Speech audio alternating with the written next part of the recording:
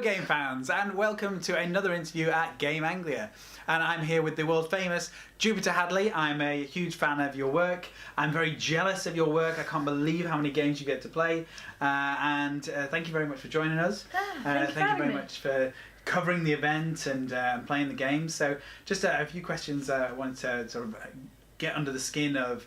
You've been to a lot of game jams, and a lot of the audience that are going to be watching this video and coming to the events, they are new game developers. They're going to just be taking their first tentative steps in game jams. So what advice could you give these budding developers for game jams? For game jams specifically? So game jams happen in a short amount of time most of the time. There are a couple of longer game jams, but people tend to go for the shorter ones. So in a game jam scenario, you normally get a theme. And the first bit of advice is, as soon as you get the theme, take your first few ideas and just throw them out. Because they're what everyone else is thinking.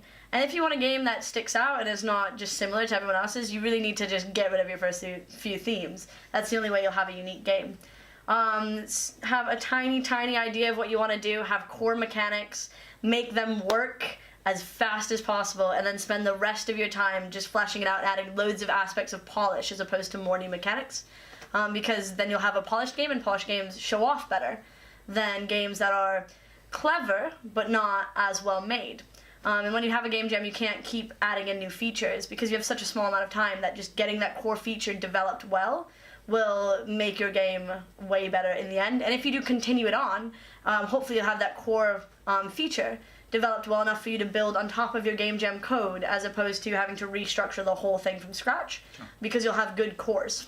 And so you've played a lot of game jam games, and when you see a game that's made with, say, Unity assets, is there something, obviously you've judged a lot of games, would you recommend using extra assets, or do you think there's some extra flair that comes with doing it all yourself? I think it depends on what you're comfortable with as a developer. So using Unity assets isn't permitted in a lot of game jams. Ludum Dare, for example, you can't use preset assets. But if your strong suit isn't making assets, and you're learning and you just want to get the experience of learning out of it, don't focus your time on stuff that you don't want to do or that you don't want to learn.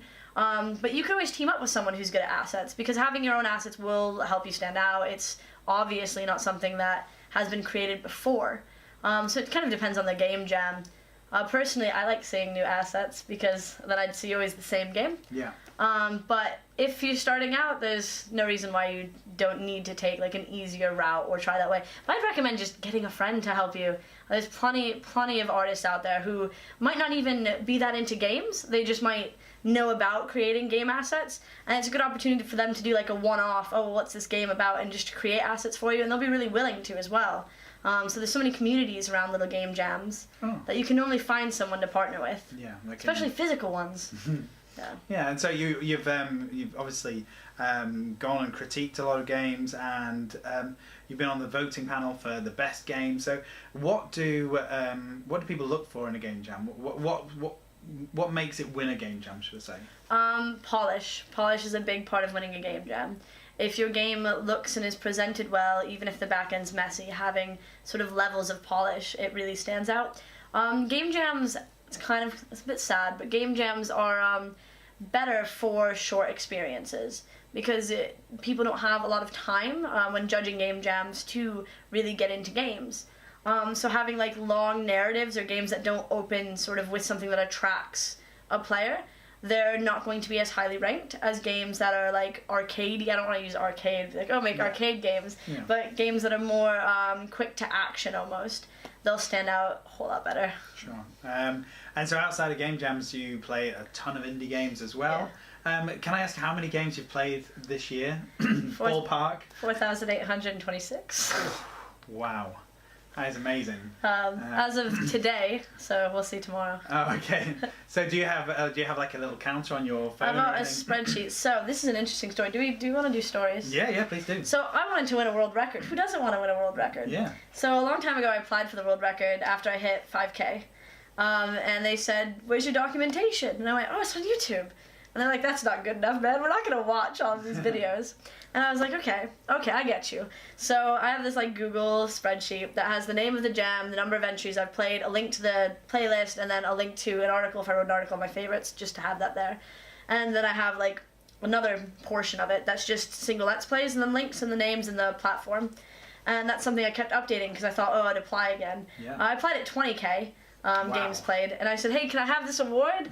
Remember, you denied me because I don't have documentation. I have it now, and I'm actually like over 18, so I'm like an adult now, so I can actually like give me the award. Win and they a were world like, record. yeah, I want to win. Like it's like everyone's dream to win a world. I don't know, everyone in America maybe. Yeah, it's a great thing. Yeah. And they said we don't want to deal with the upkeep that would be involved with giving you your award. Oh no. And I was like, oh, okay. But there's a whole Guinness Book of Records just for video games. Yeah, I know. That's what because at first they denied me flat out, and I like inquired about it, and they denied me again, and I was like, no, I just want to know why. And finally, I got to like a human, and they went, yeah, we've looked over your stuff. It looks cool. The upkeep is not worth. Like, how would we figure out if anyone beat you? And I went, no one would. Yeah. Like, oh, I'm gonna keep playing until I die. this is just gonna go on forever. Yeah.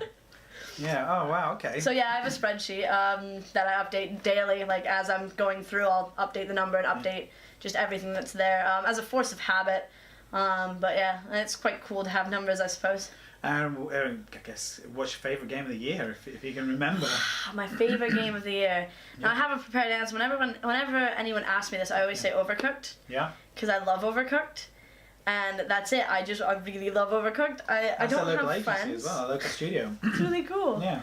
Do you like Overcooked? Yeah. Good. Yeah, it's fun, yeah. It's so much fun. I don't have any friends though, so I spent ages seeing Overcooked at events and like, come here, let's play, and like harassing the developers. When is it gonna be out? Can I play it one player? They were like, no. And I was like, I really want to play it one player. Like I don't have friends. Because I love cooking and I love cooking-based games. And I live in London, so I can make all of my friends play it every time they visit. It's really wonderful. It's a good game. It's a great game. Yeah. There are lots and lots of good games that I've played. So that's like the big title that a lot of people recognize. Yeah. There were some games here that I really, really loved. You guys had a great selection. Yeah, so which was your favourite out of today's selection then? Can I pick 3? Yes, you can. Okay. Yes. You're allowing me. Okay. Yeah. This is hard though. Now I have to pick 3. I really like Fallen Sky. I know it's short. Yeah. But for a student-made game, it's probably the best student-made game I've played Beautiful, all this year. And really like beautiful. the way that he's done everything is so clever. So it's sort of a story-based game, as you probably know. Yeah. It's like a story-based game where you're following this sort of supernatural thing has occurred, but you don't really know that quite yet, just hints at it. Yeah. And you're sort of following the story of a guy who just got back from being away at college. He visited his brother and his mom's not there. It's a super short experience. There's 2 different endings depending on what you do. But for a student project especially, it's up there with like other projects that are not by students, like as a first project. It's got motion capture, Yeah. it's got absolutely everything. Graphics are beautiful. Cinematography is Yeah. beautiful. 2 different ways to play the sound, the voice acting's wonderful. It's a great, great game. I really liked Ruya. So peaceful, It's isn't so peaceful and it's so adorable. And again, the story behind it. So I really like stories. Yeah. The story behind it, sort of being her antlers. So the main character has those big antlers, and they sort of show that she's depressed and she can't remember things quite clearly. And she's sort of holding her child that she's then placing down, and you connect them. And it's because she's a mother and she loves them, and they're sort of building this garden that's covering up her antlers, and that's like covering up, giving her moments where she's not so depressed, and just all of that meaning. Yeah. Everything that Bradley did, he had so much meaning behind it. And when you talk to him and he shows you the little book that he made, the little trailer, you get this sense of like how much bigger this is than like a match 3 game. And I love that. As a simple arcadey game, I really love Mama Castle, especially at events. Yeah. I mean, I'm slightly addicted to it. It's a really great game. I love Mama Castle is like a very quick arcade game. You're a cat dragon. It's like Space Harrier. Yeah, flying but then through. motion controlled space. Yeah, well, he's got motion controllers, so you just control it like this, which is so much fun, and I'm really good at it. So like, I can beat anyone, and I just love knowing that. I love like trying and like. Because I've gotten down to the patterns where at so many events, and he's always showcasing with that. I suck at the tablet version. I can't do the whole dragging thing. But having that sort of, like when you go to events and you showcase with a different kind of controller, but that's not like a physical handmade controller, having something that's so responsive and so almost not intimidating, because a lot of physical controller games, I find like, oh, how does this work? What do I do? But the way that the ease of the leap motion, is just really, really fun to play with. It makes you feel so powerful and so good. And it's kind of forgiving as well, as you're ducking under rainbows and things like that. So yeah, it's got a flow to it, which is really fun to play. Well, it's actually Ruya got the game of the show as well. So the votes came in just recently, and they won game of the show. So at least that's something they can put on their downloads page, because now it's an award-winning game. I'm sure it's won other awards, but yes, it's definitely won a game. So an award that matters. Yes, it's got a Game Anglia one. It's the main one. Well, thank you very much for taking the time to come and talk to us, and thank you very much for talking to everyone, playing all the games, going further on the world record attempt.